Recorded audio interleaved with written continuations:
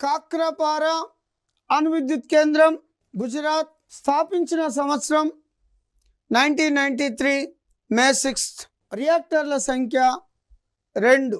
కైగా అణు విద్యుత్ కేంద్రం కర్ణాటక స్థాపించింది 2000 నవంబర్ 16. రియాక్టర్ల సంఖ్య 4. కుడంకులం అణు విద్యుత్ కేంద్రం తమిళనాడు. దీన్ని భారత్ రష్యా ఒప్పందంలో భాగంగా ఈ అణు విద్యుత్ కేంద్రాన్ని రష్యా సహకారంతో నిర్మిస్తున్నారు.